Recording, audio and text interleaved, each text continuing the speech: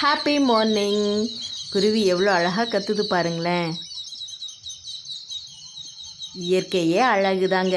இன்றைக்கி நம்ம கிச்சனில் கிராமிய முறைப்படி அரைச்சி வச்ச தக்காளி சாம்பார் எப்படி பண்ணலான்னு பார்க்கலாம் வாங்க. பாருங்க, வானல் வச்சுட்டேங்க, நல்லா ஹீட் ஆயிடுச்சு. இப்போ நம்ம அரிசி ஆட் பண்ணிக்கலாங்க. ஆயிலெலாம் எதுவுமே விட தேவையில்லைங்க, நம்ம எல்லாமே நல்லா ட்ரையாக வறுத்து எடுத்துக்கலாம். அரிசி கொஞ்சம் பொரியட்டுங்க, அப்புறம் நம்ம மற்ற பொருள்லாம் ஆட் பண்ணிக்கலாம். பாருங்க, அரிசி இந்த அளவுக்கு பொரிஞ்சிருச்சுங்க. இப்போ நம்ம பட்டை லவங்கம் ஆட் பண்ணிடலாங்க. பட்டை லவங்கம், அடுத்து வரமிளகாங்க, வர கொத்தமல்லி, மிளகு சீரகம், சோம்பு. பாருங்க, சிலவெல்லாம் நல்லா வெந்து வரட்டுங்க. ஃப்ளேமை சிம்மிலேயே வச்சு வருங்க. ஃபுல் ஃப்ளேம் வச்சிங்கன்னா தீஞ்சிடும், குழம்பு மணமாகவே இருக்காதுங்க. நம்ம குழம்புக்கு தேவையான தூள் இப்படி செலவரைச்சி தாங்க நம்ம இன்றைக்கி வைக்க போகிறோம். இந்த குழம்பு எனக்கு என்னுடைய பாட்டி சொல்லி கொடுத்த குழம்புங்க. நல்ல வாசமாக இருக்குங்க. மல்லி பாருங்கள், நான் நாட்டு மல்லி எடுத்திருக்கேங்க. நாட்டு மல்லி இன்னமுமே நல்ல மணமாக இருக்குங்க. நீங்கள் கடையில் கேட்டு வாங்குங்க, மல்லி வாங்கும்போது நாட்டு மல்லின்னு கேளுங்க, கொடுப்பாங்கங்க. ஹைப்ரிட் மல்லிலாம் பெருசு பெருசாக இருக்குங்க, அவ்வளோ வாசம் வராது. நாட்டு மல்லி நீங்கள் யூஸ் பண்ணி பாருங்கள், எவ்வளோ டேஸ்ட்டாகவும் நல்ல மணமாகவும் குழம்பு இருக்குன்ட்டு.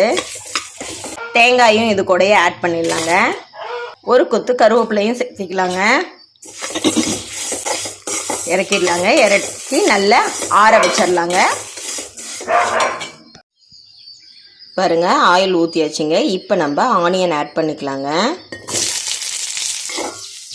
சும்மா லைட்டாக வதங்கினா போதுங்க, ஏன்னா நம்ம குழம்பு திரும்பவும் தாளித்து கொதிக்க வைக்க போகிறோம். சரிங்களா? இப்போ நம்ம தக்காளி ஆட் பண்ணிக்கலாங்க. பாருங்க, தக்காளி நல்லா வதங்கட்டுங்க. கொஞ்சம் உப்பு சேர்த்துக்கலாம்.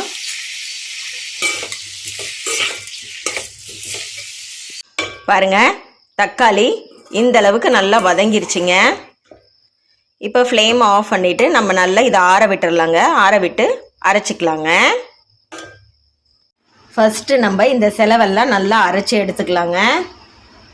பாருங்க, அரைச்சி எடுத்தாச்சு. இப்போ தக்காளி வெங்காயம் வதக்கி வச்சுருக்கோம் இல்லைங்களா, அதையும் சேர்த்து இது கூட நல்லா அரைச்சி எடுத்துக்கலாங்க.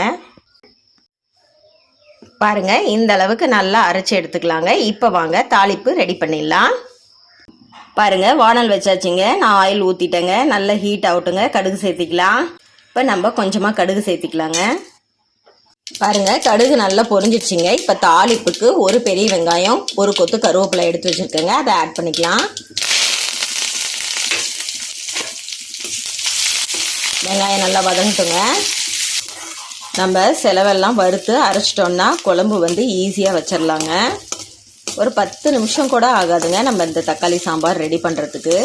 இட்லி, தோசை எல்லாத்துக்கும் பர்ஃபெக்ட் காம்பினேஷனாக இருக்குங்க. பாருங்கள், வெங்காயம் வதங்கிடுச்சிங்க. நம்ம அரைச்சி வச்சுருக்க பேஸ்ட்டை ஆட் பண்ணிடலாங்க. தேவையான அளவு நம்ம தண்ணி சேர்த்திக்கலாங்க.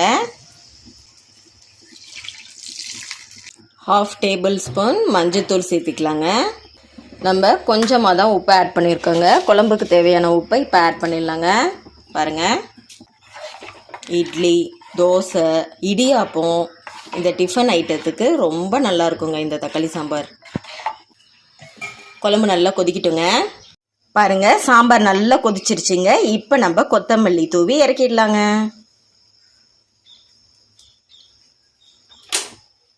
மணக்க மணக்க தக்காளி சாம்பார் ரெடிங்க. வாங்க சாப்பிட்றலாம். இன்றைக்கி நான் இட்லி ஊத்தப்பத்து கூட சாப்பிட போகிறேங்க. இந்த சாம்பாரோட டேஸ்ட் செம்மையாக இருக்குங்க. கண்டிப்பாக ட்ரை பண்ணுங்கள். இந்த வீடியோ பிடிச்சிருந்தால் லைக் பண்ணுங்கள், ஷேர் பண்ணுங்கள், மறக்காமல் சப்ஸ்கிரைப் பண்ணுங்கள். தேங்க்யூ.